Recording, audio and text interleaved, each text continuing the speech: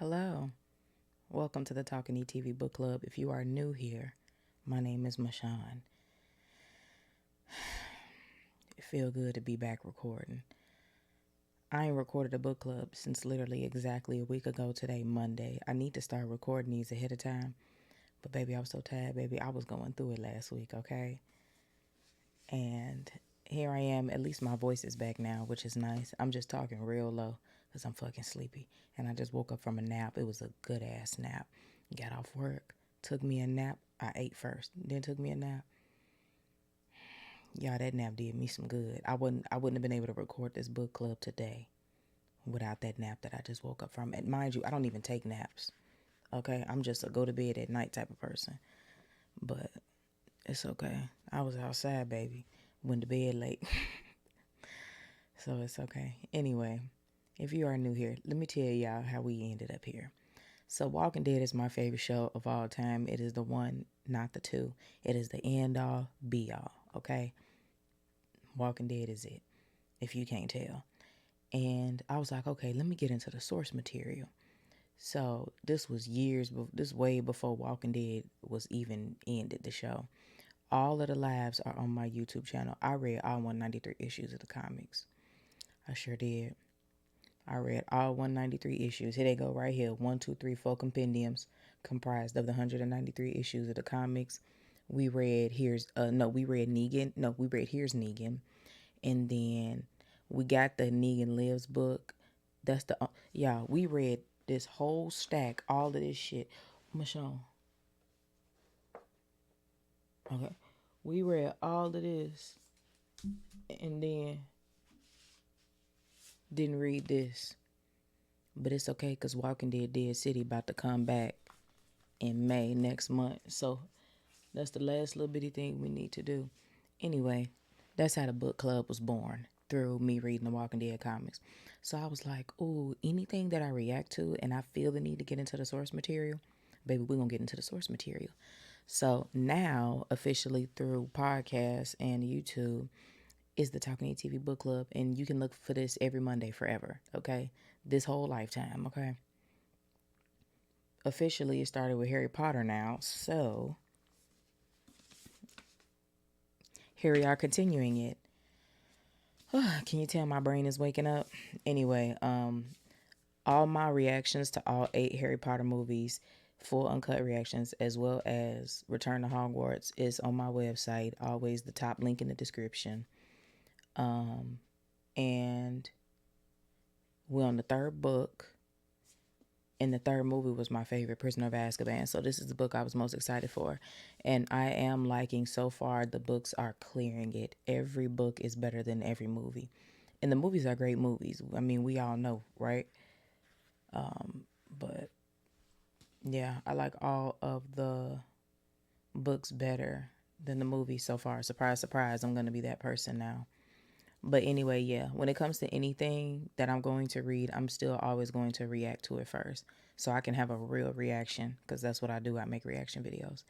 And anything that y'all want to see me read, if it's something that I've reacted to already or not reacted to already, or if it's just something that's just so famous, it's like, I'm going to react to it at some point. Just comment it below. Books, comic books, whatever, okay? Anything that got turned into a TV show or a movie, please just put it in the comments, okay? And you could comment on Spotify too. I don't know if y'all could comment on Apple, but y'all can comment on Spotify. Leave me some comments. Anyway, I've been running my mouth for 4 minutes, and I feel like my brain is fired up enough for me to start reading. So here we go. We only read one chapter today. I've been thoroughly enjoying doing one chapter every week, because y'all told me, girl, don't rush through these books. I'm like, oh, okay.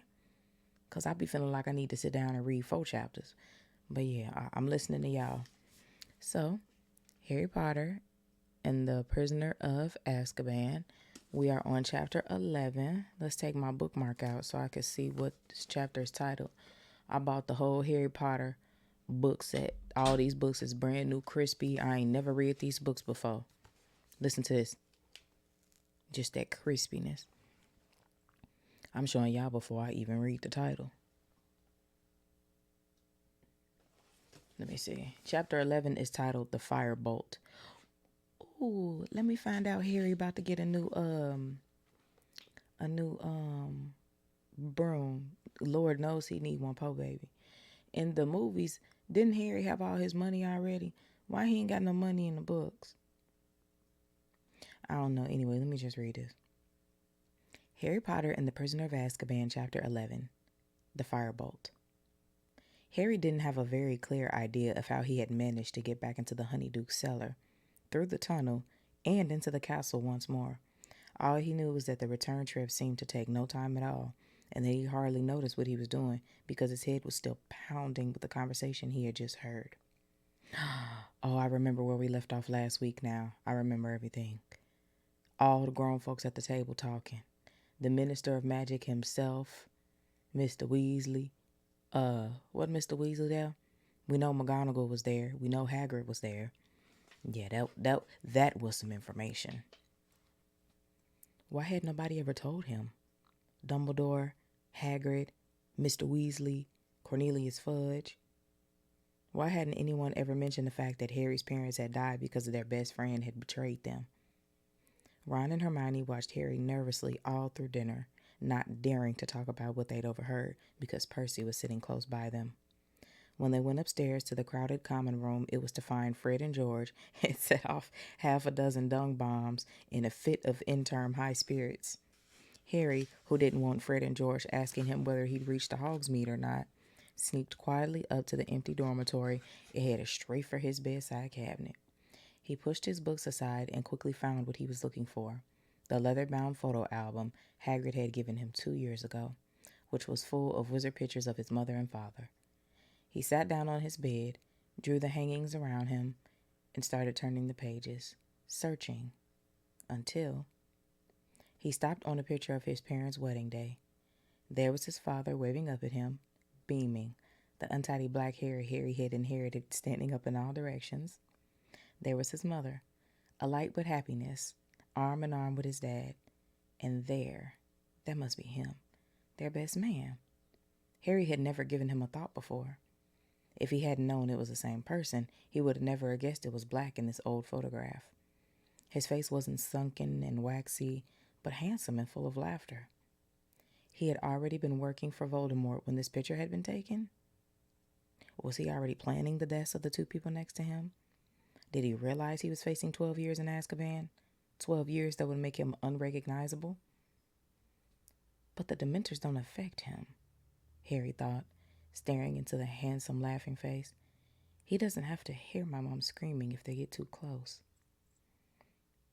Harry slammed the album shut, reached over and stuffed it back into his cabinet, took off his robe and glasses and got into bed, making sure the hangings were hiding from view. The dormitory door opened. "Harry?" said Ron's voice uncertainly, but Harry lay still, pretending to be asleep. He heard Ron leave again, rolled over on his back, his eyes wide open. A hatred, such as he had never known before, was coursing through Harry like poison. He could see Black laughing at him through the darkness, as though somebody had pasted the picture from the album over his eyes. He watched, as though somebody was playing him a piece of film. Sirius Black blasting Peter Pettigrew, who resembled Neville Longbottom, into 1,000 pieces. Peter Pettigrew.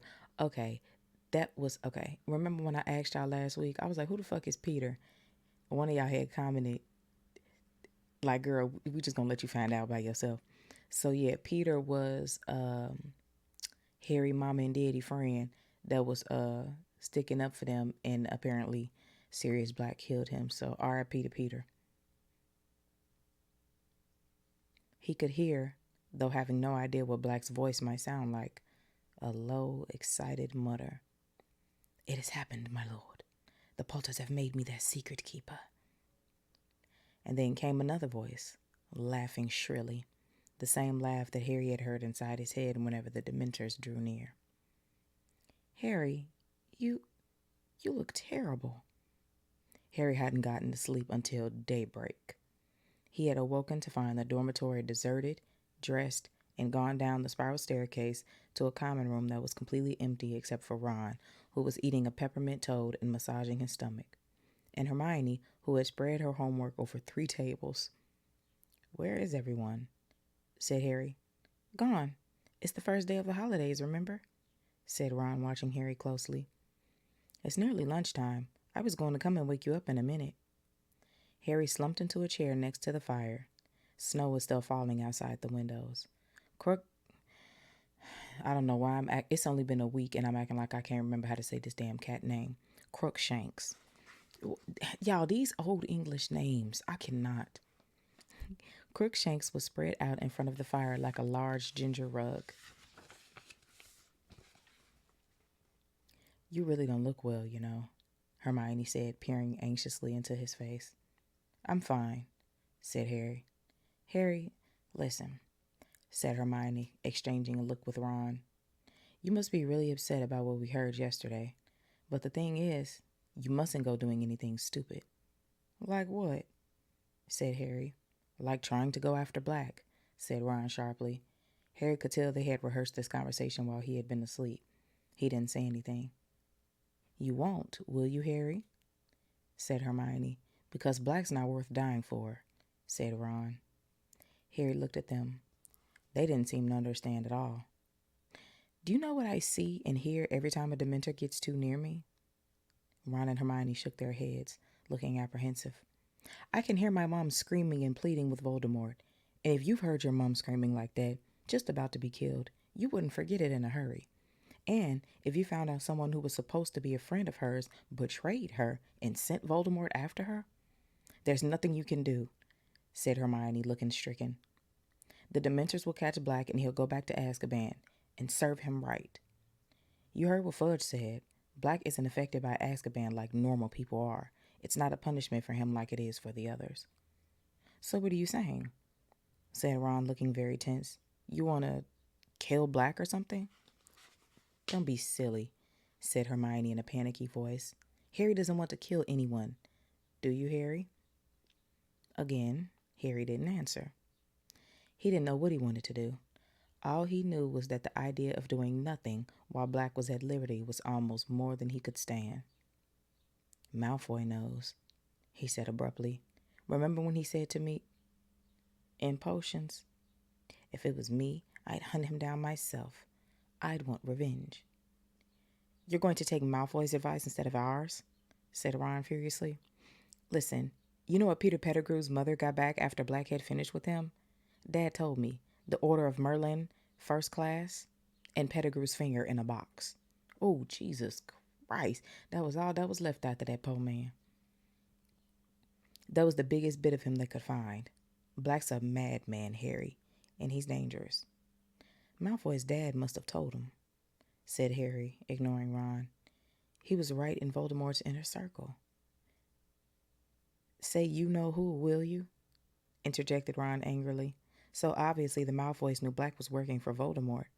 And Malfoy'd love to see you blown into a million pieces like Pettigrew. Get a grip.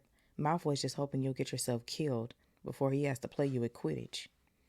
"Harry, please," said Hermione, her eyes now shining with tears. "Please be sensible. Black did a terrible, terrible thing, but don't put yourself in danger. It's what Black wants." "Oh, Harry, you'd be playing right into Black's hands if you went looking for him. Your mom and dad wouldn't want you to get hurt, would they? They'd never want you to go looking for Black." "I'll never know what they'd wanted, because thanks to Black, I've never spoken to them," said Harry shortly. Damn, that's fucked up. When you really think about it, Harry was literally not a toddler, an infant. He wasn't even walking. I'm talking about in Pampers, crawling, age baby. He never got to have a proper conversation with his parents. That is so fucked up.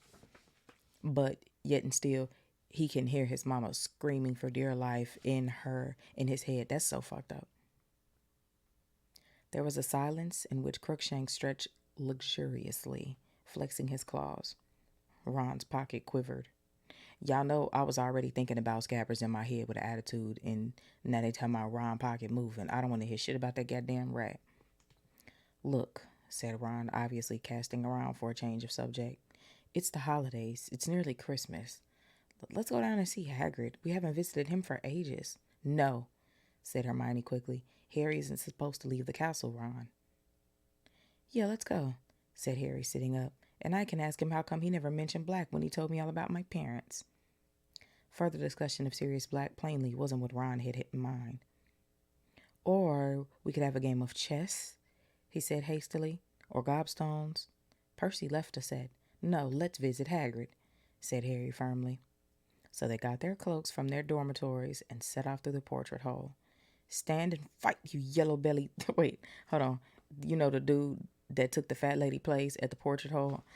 I don't know what voice to do for him, but it's hilarious. Stand and fight, you yellow-bellied mongrels. Down through the empty castle and out through the oak front doors. They made their way slowly down the lawn, making a shallow trench in the glittering powdery snow, their socks and the hems of their cloaks soaked in freezing. The forbidden forest looked as though it had been enchanted. Each tree smattered with silver, and Hagrid's cabin looked like an ice cake. Ron knocked, but there was no answer. He's not out, is he? Said Hermione, who was shivering under her cloak. Ron had his ear to the door. There's a weird noise, he said. Listen, is that Fang? Harry and Hermione put their ears to the door, too. From inside the cabin came a series of low, throbbing moans. Think we better go and get someone? Said Ron nervously. Hagrid? Called Harry, thumping the door. Hagrid, are you in there? There was a sound of heavy footsteps, then the door creaked open. Hagrid stood there with his eyes, red and swollen, tears splashing down the front of his leather vest. You've heard? He bellowed, and he flung himself onto Harry's neck. First of all, Hagrid, bless your heart, you is too goddamn big, and you know Harry ain't nothing but this big. Hagrid being at least twice the size of a normal man, this was no laughing matter. Harry was about to collapse under Hagrid's weight and was rescued by Ron and Hermione, who each seized Hagrid under an arm and heaved him back into the cabin. Hagrid allowed himself to be steered into a chair and slumped over the table. Sobbing uncontrollably, his face glazed with tears that dripped down into his tangled beard. Hagrid, what is it? Said Hermione, aghast. Harry spotted an official-looking letter lying open on the table. Uh-oh, y'all. Who done sent Hagrid some mail? Uh-oh. I don't even want to read it. Okay. Hagrid's sobs redoubled, but he shoved the letter toward Harry, who picked it up and read aloud. Dear Mr. Hagrid, further to our inquiry into the attack by a hippogriff.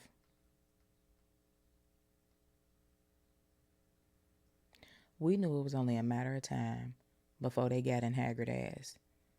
But I still don't appreciate this shit, and I'm still mad about it. All right, let me read it, because as soon as the shit said hippogriff, I already know this is about Malfoy, bitch ass. Dear Mr. Hagrid. Also, what the fuck is Hagrid's last name? I love how everybody just call him Hagrid. Dear Mr. Hagrid, further to our inquiry into the attack by a hippogriff on a student in your class, we have accepted the assurances of Professor Dumbledore that you bear no responsibility for the regrettable incident. Well, that's okay then, Hagrid, said Ron, clapping Hagrid on the shoulder. But Hagrid continued to sob and waved one of his gigantic hands, inviting Harry to read on. However, we must register our concern about the hippogriff in question. We have decided to uphold the official complaint of Mr. Lucius Malfoy, and this matter will therefore be taken into the Committee for the Disposal of Dangerous Creatures. Oh, yeah, they tried to off Buckbeak. The hearing will take place on April 20th, and we ask you to present yourself and your hippogriff at the committee's offices in London on that date. In the meantime, the hippogriff should be kept tethered and isolated. Yours in fellowship. There followed a list of the school governors. Oh, said Ron, but you said Buckbeak isn't a bad hippogriff, Hagrid. I bet I'll get off. You don't know them gargoyles at the Committee for the Disposal of Dangerous Creatures, choked Hagrid, wiping his eyes on his sleeve. They've got it in for interesting creatures. A sudden sound from the corner of Hagrid's cabin made Harry, Ron, and Hermione whip around. Buckbeak the hippogriff was lying in the corner, chomping on something that was oozing blood all over the floor. I couldn't leave him tied up out there in the snow, choked Hagrid. all on his own at Christmas. Y'all know if I start trying to like actually read it in Hagrid voice, baby, I'm gonna start stuttering. Harry, Ron, and Hermione looked at one another. They had never seen eye to eye with Hagrid about what he called interesting creatures, and other people called them terrifying monsters. On the other hand, there didn't seem to be any particular harm in Buckbeak. In fact, by Hagrid's usual standards, he was positively cute. You'll have to put up a good strong defense, Hagrid, said Hermione, sitting down and laying a hand on Hagrid's massive forearm. I'm sure you can prove Buckbeak is safe. Won't make no difference, sobbed Hagrid. Them disposal devils, they're all in Lucius Malfoy's pocket. Scared of him. And if I lose the case, Buckbeak. Hagrid drew his finger swiftly across his throat, then gave a great wail and lurched forward, his face in his arms. What about Dumbledore, Hagrid? Said Harry. He's done more than enough for me already, groaned Hagrid. Got enough on his plate with what keeping them Dementors out of the castle and Sirius Black lurking around.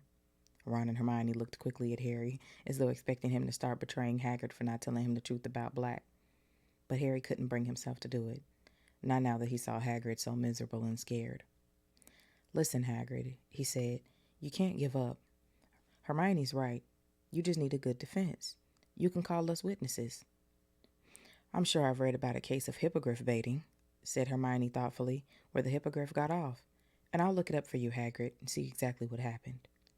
Hagrid howled, still more loudly. Harry and Hermione looked at Ron to help them. Shall I make a cup of tea? Said Ron. Harry stared at him. It's what my mom does whenever someone's upset, Ron muttered, shrugging. At last, after many more assurances of help, with a steaming mug of tea in front of him, Hagrid blew his nose on a handkerchief the size of a tablecloth and said, You're right. I can afford to go in pieces. Gotta pull myself together. Fang the boarhound came timidly out from under the table and laid his head on Hagrid's knee. I've not been myself lately, said Hagrid, stroking Fang with one hand and mopping his face with the other. Worried about Buckbeak and not liking me classes. No one liking me classes. We do like them, lied Hermione at once. Yeah, they're great, said Ron, crossing his fingers under the table. How are the flobberworms? Dead, said Hagrid gloomily. Too much lettuce.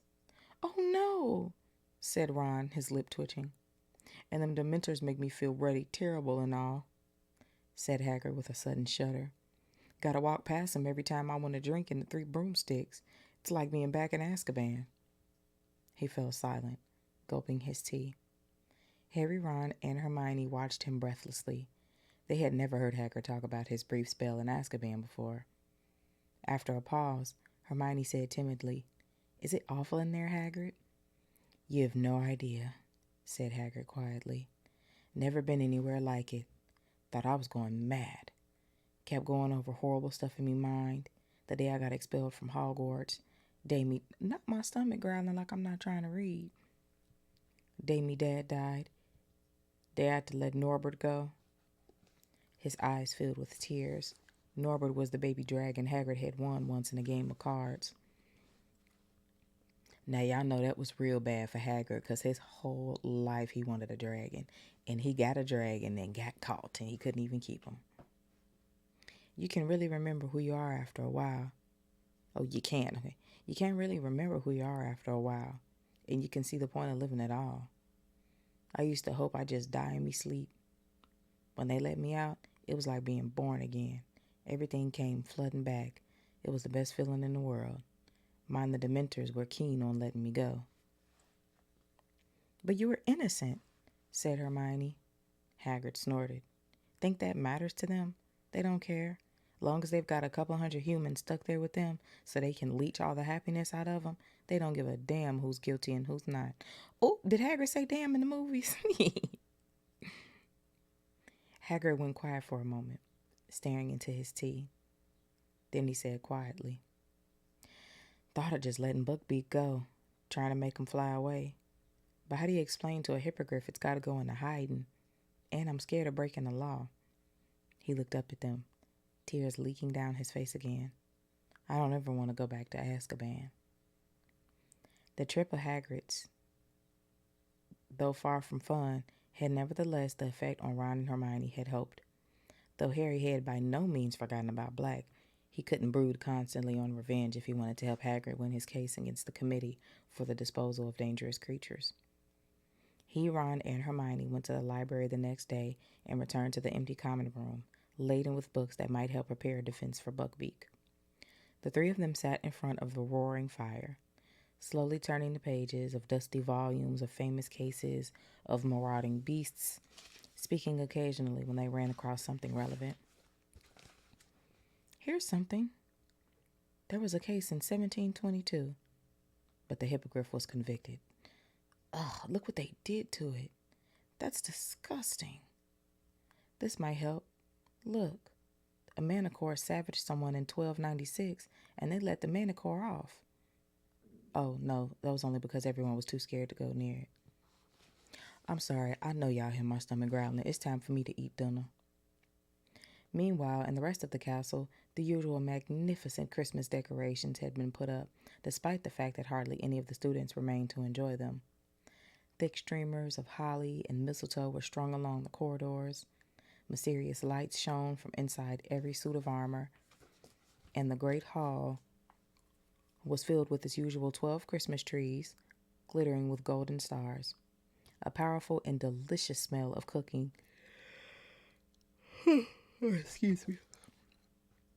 pervaded the corridors, and by Christmas Eve, it had grown so strong that even Scabbers poked his nose out of the shelter of Ron's pocket to sniff hopefully at the air. On Christmas morning, Harry was woken by Ron throwing his pillow at him. Oi! Presents! Harry reached for his glasses and put them on, squinting through the semi-darkness to the foot of his bed, where a small heap of parcels had appeared. Ron was already ripping the paper off his own presents. Another sweater from Mum. Maroon again. See if you've got one. Harry had. Mrs. Weasley had sent him a scarlet sweater with the Gryffindor lion knitted on the front. Also, a dozen home-baked mince pies, some Christmas cakes, and a box of nut brittle. As he moved all the things aside, he saw a long, thin package lying underneath. What's that? Said Ron, looking over, a freshly unwrapped pair of maroon socks in his hand. Dunno. Harry ripped the parcel open and gasped as a magnificent, gleaming broomstick rolled out onto his bedspread. I am so sorry. I should not be that hungry. Ron dropped his socks and jumped off his bed for a closer look. I don't believe it, he said hoarsely. It was a firebolt, identical to the dream broom Harry had gone to see every day in Diagon Alley. Its handle glittered as he picked it up. He could feel it vibrating and let it go. It hung in mid-air, unsupported, at exactly the right height for him to mount it. His eyes moved from the golden registration number at the top of the handle, right down to the perfectly smooth, streamlined birch twigs that made up the tail. Who sent it to you? Who sent it to you? Said Ron in a hushed voice.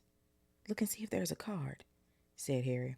Ron ripped apart Firebolt's wrappings. Nothing. Blimey, who'd spend that much on you? Well, said Harry, feeling stunned. I'm betting it wasn't the Dursleys. I bet it was Dumbledore, said Ron, now walking around the firebolt, taking in every glorious inch. He sent you the invisibility cloak anonymously. He sent you the invisibility cloak anonymously. That was my dad's, though, said Harry. Dumbledore was just passing it on to me. He wouldn't spend hundreds of galleons on me. He can't go giving students stuff like this. That's why he wouldn't say it was from him, said Ron, in case some git like Malfoy said it was favoritism. Hey, Harry. Ron, have a great whoop of laughter. Malfoy. Wait till his eye. Oh, wait, why did I read that so clearly? Oh my God. I'm hungry. Clearly, I can't think straight. Hey, Harry. Ron gave a great whoop of laughter. Oh, okay, that's Ron talking to Harry. Hey, Harry. Ron gave a great whoop of laughter. Malfoy, wait till he sees you on this. He'll be sick as a pig. This is an international standard broom, this is. I can't believe this, Harry muttered, running a hand along the firebolt, while Ron sank onto Harry's bed, laughing his head off at the thought of Malfoy. Who? I know, said Ron, controlling himself. I know who it could have been. Lupin. What? Said Harry, now starting to laugh himself. Lupin. Listen, if he had this much gold, he'd be able to buy himself some new robes. Yeah, but he likes you, said Ron. And he was away when your Nimbus got smashed, and he might have heard about it and decided to visit Diagon Alley and get this for you. What do you mean he was away? Said Harry. He was ill when I was playing in that match. Well, he wasn't in the hospital wing, said Ron. I was there, cleaning out the bedpans on that detention from Snape, remember? Harry frowned at Ron. I can't see a Lupin affording something like this. What are you two laughing about? Hermione had just come in, wearing her dressing gown and carrying Crookshanks, who was looking very grumpy, with a string of tinsel tied around his neck. Don't bring him in here, said Ron hurriedly, snatching Scabbers from the depths of his bed and stowing him in his pajama pocket. But Hermione wasn't listening.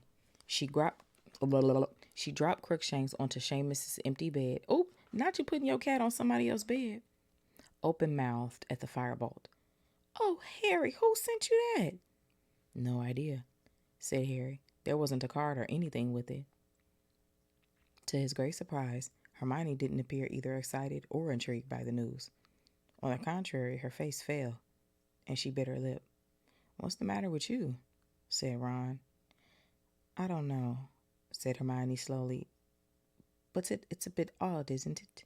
Not me trying to put my British accent on. I mean, this is supposed to be quite a good broom, isn't it? Ron sighed exasperately. It's the best broom there is, Hermione, he said. So it must have been really expensive. Probably cost more than all the Slytherin's brooms put together, said Ron happily. Well, who'd send Harry something as expensive as that, and not even tell him they'd sent it, said Hermione. Who cares, said Ron impatiently. Listen, Harry, can I have a go on it, can I? I don't think anyone should ride that broom just yet, said Hermione shrilly. Harry and Ron looked at her. What do you think Harry's going to do with it, sweep the floor? All right, Ron, now that was funny. I'm going to give him that one.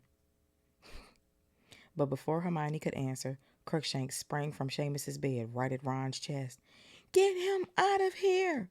Ron bellowed as Crookshanks' claws ripped his pajamas and Scabbers attempted a wild escape over his shoulder. Ron seized Scabbers by the tail and aimed a misjudged kick at Crookshanks that hit the trunk at the end of Harry's bed, knocking it over and causing Ron to hop up and down, howling in pain. Ooh, baby, you know how bad them toes hurt? Ooh. Crookshanks' fur suddenly stood on end. A shrill, tiny whistle was filling the room. The pocket sneakoscope had become dislodged from Uncle Vernon's old socks and was whirling and gleaming on the floor. I forgot about that, Harry said, bending down and picking up the sneakoscope. I never wear those socks if I can help it. The sneakoscope whirled and whistled in his palm. Crookshanks was hissing and spitting at it. You better take that cat out of here, Hermione, said Ron furiously, sitting on Harry's bed nursing his toe. Can't you shut that thing up? He added to Harry as Hermione strode out of the room, Crookshanks' yellow eyes still fixed maliciously on Ron. Crookshanks is like, Ron, you're harboring a fugitive and you just don't fucking know it. Harry stuffed the sneakoscope back inside the socks and drew it back onto his trunk. All that could be heard now were Ron's stifled moans of pain and rage. Scabbers was huddled in Ron's hands. It had been a while since Harry had seen him out of Ron's pocket, and he was unpleasantly surprised to see that Scabbers, once so fat, was now very skinny. Patches of fur seemed to have fallen out, too. He's not looking too good, is he? Harry said. It's stress, said Ron. He'd be fine if that big stupid furball left him alone. But Harry, remembering what the woman at the magical menagerie had said about rats living only 3 years, couldn't help but feeling that, unless Scabbers had powers he never revealed, he was reaching the end of his life. And despite Ron's frequent complaints that Scabbers was both boring and useless, he was sure Ron would be very miserable if Scabbers died. Christmas spirit was definitely thin on the ground in the Gryffindor common room that morning. Hermione had shut Crookshanks in her dormitory, but was furious with Ron for trying to kick him. Ron was still fuming about Crookshanks' fresh attempt to eat Scabbers. Harry gave up everything trying to make them talk to each other and devoted himself to examining the firebolt, which he had brought down to the common room with him. For some reason, this seemed to annoy Hermione as well. She didn't say anything, but she kept looking darkly at the broom as though it too had been criticizing her cat. At lunchtime, they went down to the great hall to find that the house tables had been moved against the walls again, and that a single table, set for 12, stood in the middle of the room. Professors Dumbledore, McGonagall, Snape, Sprout, and Flitwick were there, along with Filch, the caretaker, who had taken off his usual brown coat and was wearing a very old, rather moldy-looking tailcoat. There were only 3 other students, 2 extremely nervous-looking first years, and a sullen-faced Slytherin fifth year. "Merry Christmas," said Dumbledore, as Harry, Ron, and Hermione approached the table. "As there are so few of us, it seemed foolish to use the house tables. Sit down, sit down." Harry, Ron, and Hermione sat down side by side at the end of the table. "Crackers?" said Dumbledore enthusiastically, offering the end of a large silver noisemaker to Snape, who took it reluctantly and tugged. With a bang like a gunshot, the firecracker flew apart to reveal a large pointed witch's hat with a stuffed vulture. Harry, remembering the boggart, caught Ron's eye and they both grinned. Snape's mouth thinned, and he pushed the hat toward Dumbledore, who swapped it for his wizard's hat at once. So what was that all about? Like, what was the point of that? I don't understand. I am so sorry. My stomach said, "Bitch, if you don't hurry up and finish that goddamn book and put something down here for me to eat." "Dig in," he advised the table, beaming around. As Harry was helping himself to roast potatoes, the doors of the great hall opened again. It was Professor Trelawney, gliding toward them as though on wheels. She had put on a green sequined dress in honor of the occasion, making her look more than ever like a glittering, oversized dragonfly.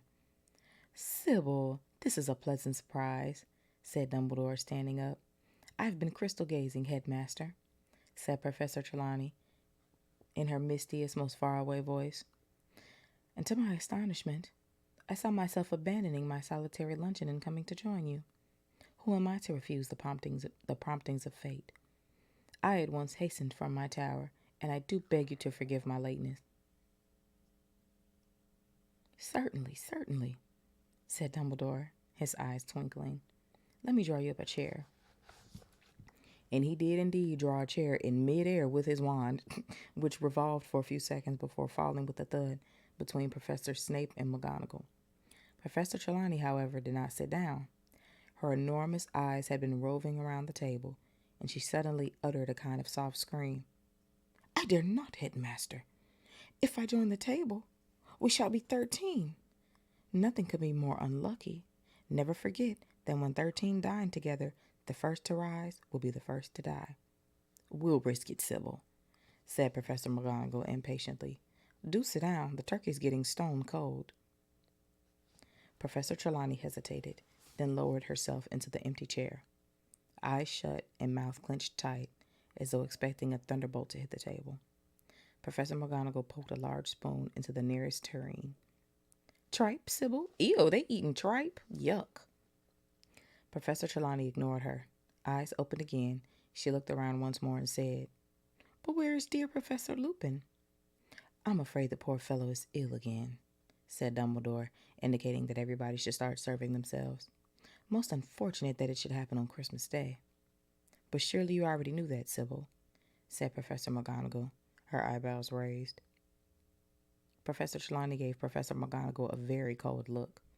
"Certainly I knew, Minerva," she said quietly, "but one does not parade the fact that one is all-knowing. I frequently act as though I am not possessed of the inner eye, so as not to make others nervous." "That explains a great deal," said Professor McGonagall tartly. Professor Trelawney's voice suddenly became a good deal less misty. If you must know, Minerva, I have seen that poor Professor Lupin will not be with us for very long. He seems aware himself that his time is short. He positively fled when I offered to crystal gaze for him. Imagine that, said Professor McGonagall dryly. I doubt, said Dumbledore in a cheerful but slightly raised voice, which put an end to Professor McGonagall and Professor Trelawney's conversation, that Professor Lupin is in any immediate danger. Severus, you made the potions for him, right? Yes, Headmaster. Good, said Dumbledore. Then he should keep up in about no time. Derek? Who the hell is Derek? Derek, have you had any of these chipolatas? They're excellent.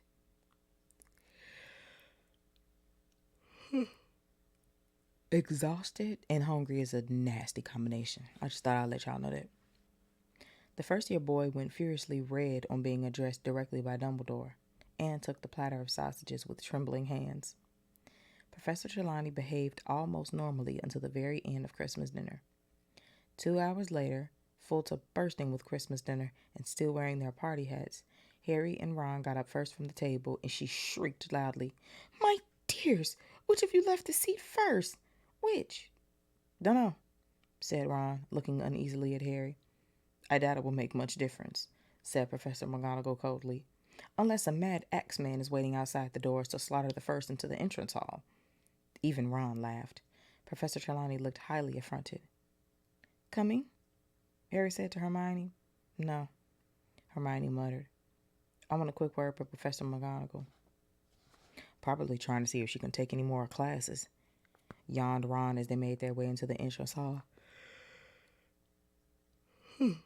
That's a shame. Now, why did y'all say yawn? That just made me yawn. Which was completely devoid of mad axemen. When they reached the portrait hole, they found Sir Cadogan enjoying a Christmas party with a couple of monks, several previous headmasters of Hogwarts, and his fat pony. He pushed up his visor and toasted them with a flagon of mead. "Merry Hickmas, Harry." "Password?" "Scurvy cur," said Ron. "And the same to you, sir," roared Sir Cadogan as the painting swung forward to admit them. Harry went straight up to the dormitory, collected the firebolt and the broomstick servicing kit Hermione had given him for his birthday, brought them downstairs, and tried to find something to do on the firebolt. To the firebolt. However, there were no bent twigs to clip. The handle was so shiny already it seemed pointless to polish it.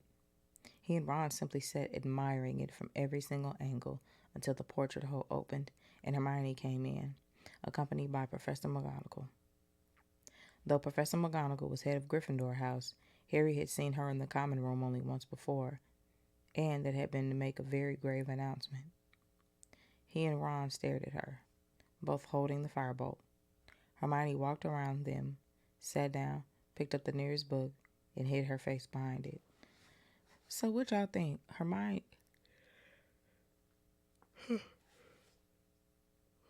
Excuse me. Y'all think Hermione told on Harry and Ron about something? But, what would she tell? "Harry is thinking about going after Sirius Black." I don't know. What would she tell on them for? They ain't even doing nothing right now. "So that's it, is it?" said Professor McGonagall beadily, walking over to the fireside and staring at the firebolt. "Miss Granger had just informed me that you have been sent a broomstick, Potter." Harry and Ron looked around at Hermione. They could see her forehead reddening over the top of her book, which was upside down. "May I?" said Professor McGonagall, but she didn't wait for an answer before pulling the firebolt out of their hands. She examined it carefully from handle to twig ends. And there was no note at all, Potter?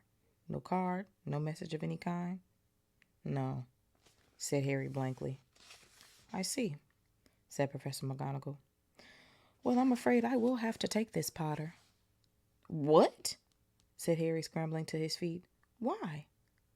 "It will need to be checked for jinxes," said Professor McGonagall. "Of course, I'm no expert, but I dare say Madam Hooch and Professor Flitwick will strip it down." "Strip it down?" repeated Ron, as though Professor McGonagall was mad. "It shouldn't take more than a few weeks," said Professor McGonagall. You will have it back if we are sure it's jinx free.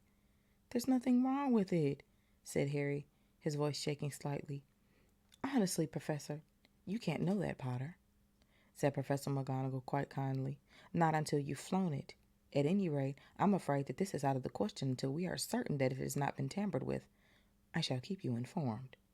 Baby, y'all know when McGonagall, she always is just very serious. But baby, when she really ain't playing with you, oh, she not playing with you. Like Harry, it wasn't up for discussion. She was just saying, she was just asking for it. She was taking the broom regardless. Like, baby, I'm not asking, I'm telling. Professor McGonagall turned on her heel and carried the firebolt out of the portrait hole, which closed behind her. Harry stood staring at her, the tin of high-finished polish still clutched in his hands. Ron, however, rounded on Hermione. What did you go running to McGonagall for? Hermione threw her book aside. She was still pink in the face, but stood up and faced Ron defiantly. Because I thought, and Professor McGonagall agrees with me, that the broom was probably sent to Harry by Sirius Black. Ooh, y'all, the kids about to start arguing. Ooh, I closed it good today, y'all. Got that good sound effect I be wanting. And that was Harry Potter and the Prisoner of Azkaban, Chapter 11. Oh, excuse me. I'm about to record one more thing today, and then I'm done. I gotta eat something and get ready to go to bed for work tomorrow. But yeah, thank you for tuning in to the Talking Neat TV Book Club. Be sure to leave a comment of what you want to see me read in the future.